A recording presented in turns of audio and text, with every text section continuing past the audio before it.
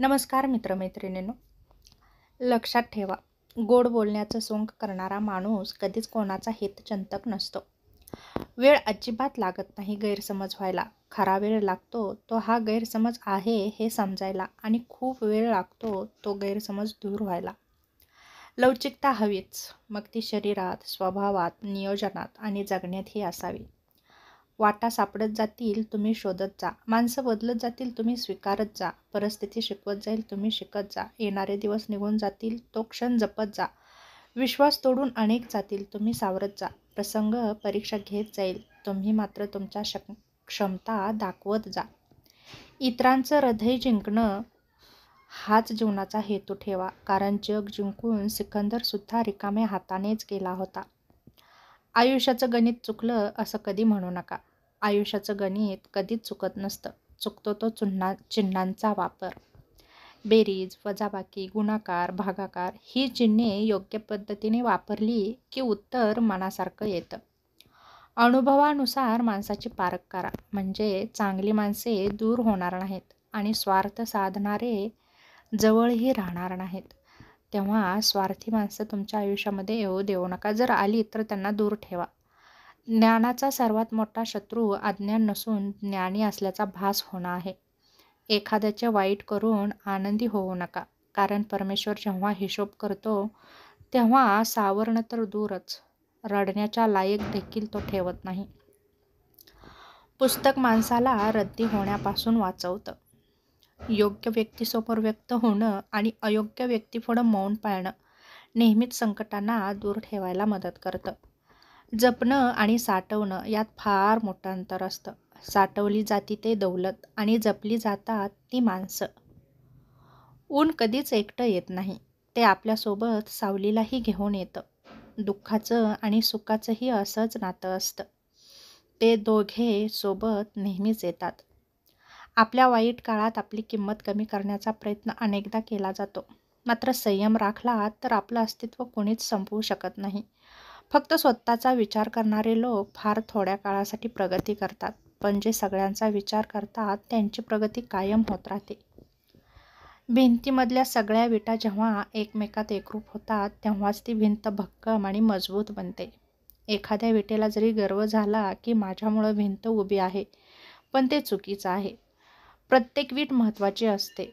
तसंच तुम्ही जेव्हा एखाद्या प्रवाहात, समूहात काम करता तेव्हासुद्धा प्रत्येकानं समर्पण केलं तरच ते काम यशस्वी होतं. माझ्यामुळं हे चाललंय असं वाटत असेल तर तो तुमचा गैरसमज आहे. संघटनेपेक्षा व्यक्ती कधीच मोठा नसतो. किंमत एकीला असते, एकाला नाही. तेव्हा एकजुटीने राहा, प्रगती करा. समजूत घालायला कोणी नसलं की स्वतःलाच बळ आणावं लागतं. ज्याचे डोळे चांगले ते जगाच्या प्रेमात पडतात, पण ज्याची जीभ गोड असेल तर जग त्याच्या प्रेमात पडतं. एक व्यक्ती म्हणून मोठं होताना कधीही माणूस म्हणून छोटं होऊ नका, कारण जर तुम्ही मोठं स्वतःला समजत जाल तर तुमच्यामध्ये आत्मविश्वास वाढेल आणि तुम्ही तुमची कामे पूर्ण कराल. चौकट मोडून बाहेर पडण्यासाठी आपण चौकटीत जगतोय हे कळणं महत्त्वाचं असतं. पोटाच्या भुकेने माणूस मरतो आणि पैशाच्या भुकेने माणुसकी मरते. मनातील शांतता ओळखणारे भेटले की काळजी करणाऱ्याची कमतरता भासत नाही. तेव्हा काळजी करणाऱ्यांमधले व्हा. वेळेअभावी संगत तुटली तरी तुटू द्या, पण संवाद तुटू देऊ नका, कारण संवाद हा चांगल्या नात्याची रक्तवाहिनी असते. चुका तर प्रत्येकाकडून होत असतात, फक्त समजून घेणारी, समजावून सांगणारी माणसं असली की नाती तुटत नाहीत. जो दुसऱ्यांना मान देतो मुळात तोच स्वतः सन्माननीय असतो, कारण माणूस दुसऱ्यांना तेच देऊ शकतो जे त्याच्या जवळ असतं. चूक झाली की साथ सोडणारे बरेच असतात, पण चूक का झाली आणि ती कशी सुधारायची हे सांगणारे मात्र फार कमी असतात. तुम्ही किती पण हुशार लोकांसोबत बसा, पण अनुभव मैदानात उतरल्याशिवाय मिळत नाहीत. एक अपेक्षा असते जी कोणाकडूनही संतुष्ट होत नाही, आणि एक संतुष्टी असते जी कोणाकडूनच अपेक्षा करत नाही.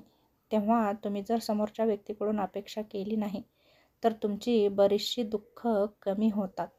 तेव्हा अपेक्षा योग्य व्यक्तीकडूनच ठेवा. जास्त अपेक्षा ठेवाल तर जास्त दुःखी व्हाल. सर्व गोष्टी आपल्या मनासारख्या झाल्याच पाहिजेत हा आग्रहच माणसाच्या सर्व दुःखांना कारणीभूत ठरत असतो. तेव्हा जगामधील सर्वच गोष्टी आपल्या मनासारख्या घडतील असं कधीच होत नाही. या जगात जगायचं म्हणजे स्वतःला कित्येक नियमात बांधावं लागतं. बाकी माणसाने स्वतःच्या मनासारखं जगावं हे सर्व फक्त म्हणण्यापुरतं असतं. इतरांच्या गोष्टीचा स्वतःवर परिणाम होऊ द्यायचा की नाही हे सर्वस्वी आपल्यावर अवलंबून असतं. म्हणून अशा बाबतीत स्वतःच्या दुःखासाठी इतरांना दोष देण्यात काहीच अर्थ नसतो. तेव्हा समोरच्या व्यक्तीच्या बोलण्याचा तुमच्या मनावर अजिबात परिणाम होऊ देऊ नका. प्रतिभा परमेश्वराकडून मिळते म्हणून परमेश्वरासमोर नतमस्तक राहा. प्रतिष्ठा समाजाकडून मिळते म्हणून समाजाचे आभार माना. परंतु मनोवृत्ती आणि अहंकार स्वतःकडून मिळतो म्हणून त्यापासून सावध राहा. अमुक व्यक्तीकडून आपला फायदा होईल म्हणून त्याच्याशी जवळीक साधणारे लोक आणि यांच्यापासून माझा किमान थोडासा तरी स्वार्थ साधला जाईल म्हणून त्याला पोसणारे लोक दोघेही एकाच माळेचे मणी असतात. मैत्रीचे धागे कोळ्याच्या जाळ्यापेक्षाही बारीक असतात, पण लोखंडाच्या तारेहूनही मजबूत असतात. तुटले तर श्वासानेही तुटतील, नाहीतर वज्रघातानेही तुटणार नाहीत. आपल्याकडे आहे आणि समोरच्याकडे नाही म्हणून माज नको, आणि समोरच्याकडे आहे आणि आपल्याकडे नाही म्हणून लाज नको. ठेवली अनंत तेसेची राहावे, चित्त असू द्यावे समाधान. शांतता आणि हास्य ही दोन सामर्थ्यवान साधने आहेत. हसणं हे बऱ्याच समस्यांचं निराकरण करण्याचा मार्ग आहे आणि शांतता बऱ्याच समस्या टाळण्याचा मार्ग आहे. तुमच्याशी असलेलं नातं कुणी उगीचच तोडत असेल तर तो तुमच्या सभ्यतेचा विजय समजा. खरं बोलणं जेव्हा वादग्रस्त ठरू लागतं तेव्हा समजावं की खोट्या लोकांनी बाजार ताब्यात घेतला आहे. परंतु एक दिवस खरं टिकतं, खोटं टिकत नाही हे मात्र नेहमी लक्षात असू द्या. कारण खोट्यांचे खूप थोडे दिवस असतात, सत्याचा मात्र नेहमी विजय होत राहतो. स्वभाव अशी गोष्ट आहे जो नेहमीसाठी सर्वांचा प्रिय बनवतो.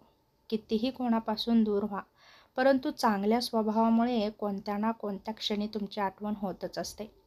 म्हणून स्वभावसुद्धा माणसानं कमवलेलं सर्वात मोठं धन आहे. तेव्हा स्वभाव चांगला ठेवा, जेणेकरून लोक तुमची नावं घेतील. संकट आणि समस्या कितीही मोठ्या असल्या तरी या जीवनात प्रत्येक समस्यावर तोडगा निघालेला असतो. फक्त तो कुठे आणि कधी वापरायचं हे आपल्या हातात असतं. मनात साचून राहिलेल्यांना वेदना, दुःख, निराशा, संताप या नकारात्मक भावनांचा निचरा होऊ शकला नाही तर त्याचं घातक रसायन तयार होतं. तेव्हा काही गोष्टी वेळच्या वेळी बोलून दाखवा, मन मोकळं करा. मागे मागे धावल्यानंतर जे पुढे पुढे पळतं तिथं थांबायचं असतं. ध्यानीमनी नसताना जे मिळतं त्याला जीवापाड जपायचं असतं. माणसाची नीतिमत्ता साफ पाहिजे. भले काही मिळवता आलं नाही तरी चालेल, पण कोणाचे हिसकावले नाही याचा आनंद मात्र कायम सोबत राहत असतो. आणि हिसकावून खाल्लेलं कधीही पुरत नाही आणि कष्टानं मिळवलेलं कधी संपत नाही. तेव्हा कष्ट करत राहा, नक्कीच यश मिळेल. तेव्हा हा छोटासा व्हिडिओ तुम्हाला कसा वाटला नक्की सांगा. पुन्हा भेटू अशाच एका छोट्याशा नवीन व्हिडिओसोबत. तोपर्यंत धन्यवाद.